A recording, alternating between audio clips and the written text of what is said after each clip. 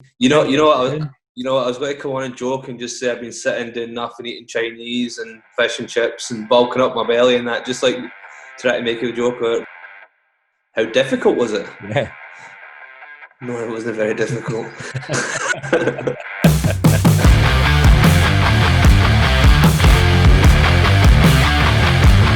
Bari McKenzie, welcome back to the Flyers.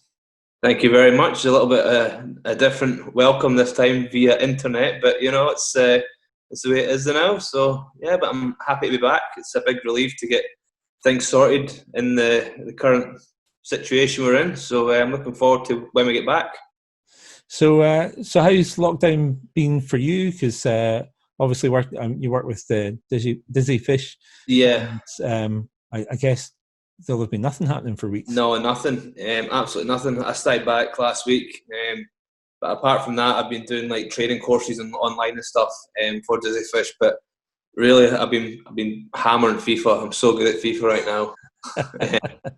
It has been tough. Like we go out our walks and like that. I do you know what? Gemma loves going out for walks, and I loved it for the first like 4 weeks, and I see if she says now go for a walk. I'm like, nope. We actually bought a spin bike for the house. We're just buying so much random stuff. So I've got a spin bike now, so that's been fun. And that was going to be one of my questions. How are you keeping fit through all of this? Because I was going to come on and joke and just say I've been sitting doing nothing, eating Chinese and fish and chips and bulking up my belly and that, just like try to make a joke out of it. But nah, it is tough. Like there's no beating around the bush. Like you can't say, oh, I've been out in the gym, I've been working out, I'm staying. Like there's nothing. What can you do? Like you can either go for a walk, go for a run.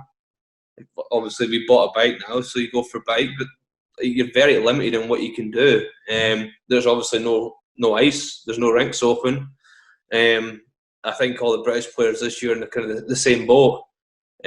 So I think for the British players in the league, the quicker the rinks and stuff open, the better, because it's going to be hard, because you know yourself with social media and stuff, like the Americans and the Canadians, they're all back in gyms, they're all skating, so they'll come over fine, and they'll be like, yeah, the rinks opened last week, all right, great. Yeah. Was there any doubt in your mind? Were there any offers from anywhere else, or were you just kind of... I wouldn't say concrete offers. Like I spoke to a couple of people, but I've said it since day one. I love Fife. I love being in Fife. I've been welcomed with open arms, like from Tom to Dukes, to yourself, to the office staff, to the fans. Of every single person's been great with me, and I couldn't ask for any more. So to be honest with you, ideally, like even before the season finished, I wanted to come back. So I'm happy that everything's sorted now, and when the league gets back, then I'm back in Fife. Barry, of course, at the end of season awards, which were virtual this year, you were named the British Player of the season. Yeah, you must be pretty proud of that. Yeah, 2 years in a row.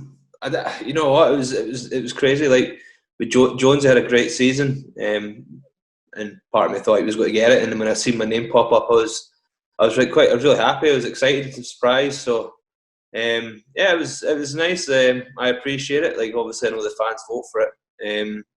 So no, it was good. So I mean, hopefully, I can have a good year and maybe win it again. You never know. The fans definitely like you, and I think the fact that you're quite open and approachable, and you will sort of speak to them on social media and stuff like that as well. I think that kind of helps. I think you have to be. I think at the end of the day, I'm just a human being, the same as the fans, and I wouldn't expect them to treat me like junk, basically. So if people speak to me, I'll talk to them back, like be polite and stuff. I think that's just the way that I've been brought up, and I don't see the point of being like arrogant or anything like that. You just have to take people at face value and just be nice to people. Absolutely. It's a tough season last year, and especially with that sort of run of sort of poor form. I mean, what was it like in the dressing room at that time?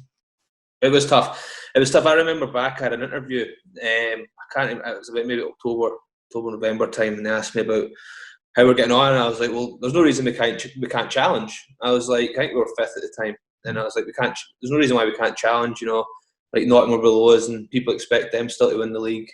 and then it just went from there. I was like, I probably shouldn't even have said anything.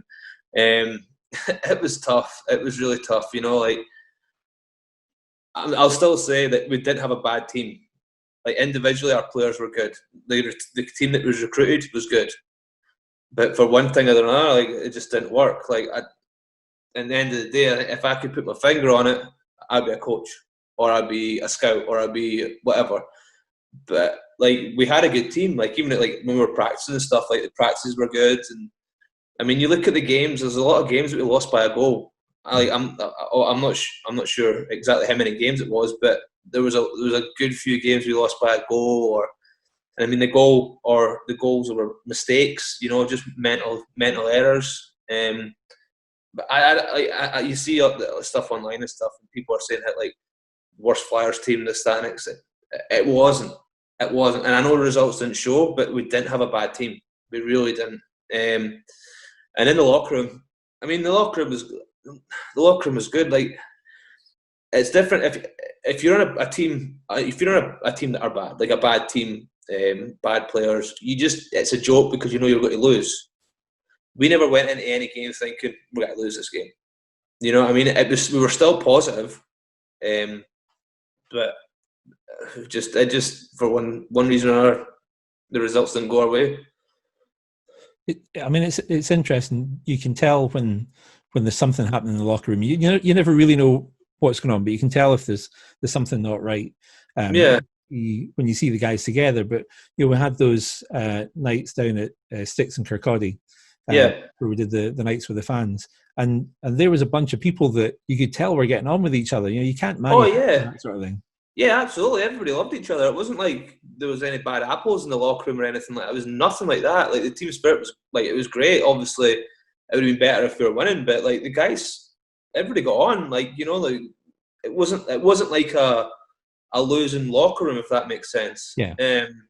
Like, it's just one of those things. It's just an unfortunate thing, and like I said, I don't know really what went wrong, but I think it's good for the club to like kind of reset and then just go from there and maybe learn from mistakes. I don't know.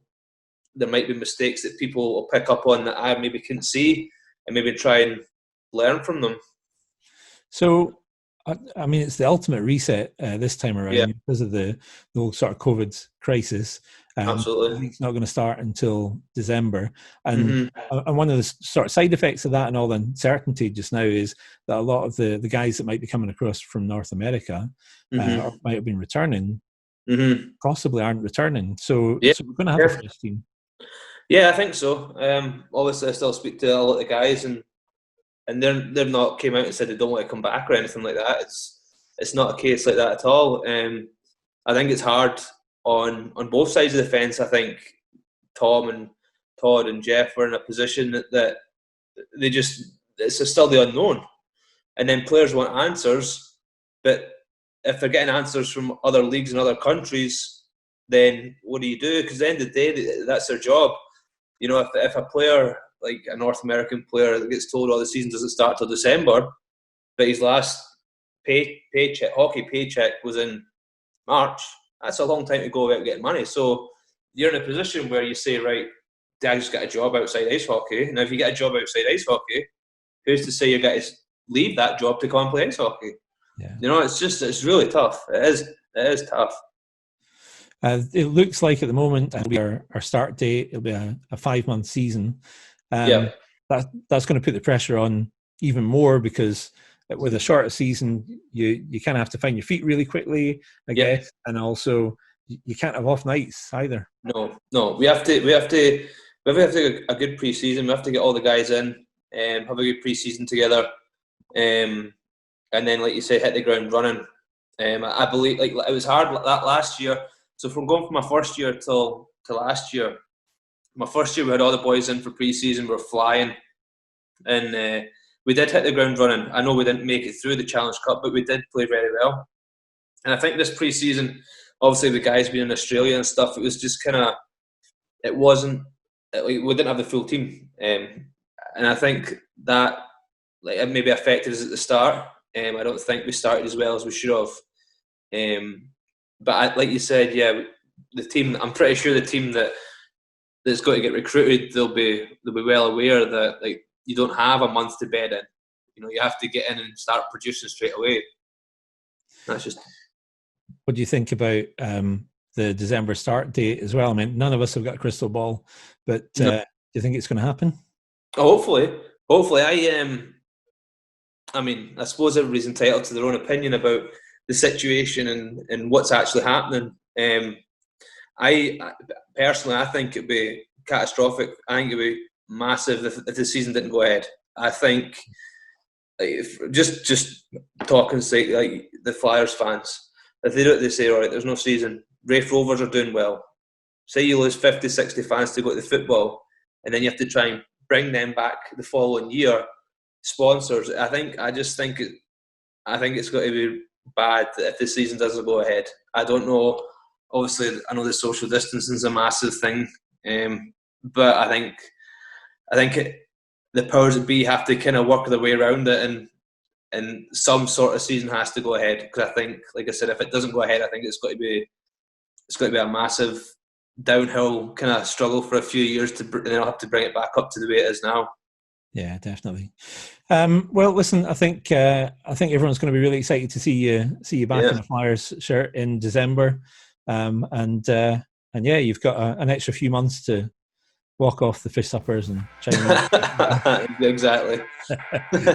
Listen, stay safe, Barry, and hopefully we'll speak to you soon. All right, perfect. Thank you very much. Speak to you soon.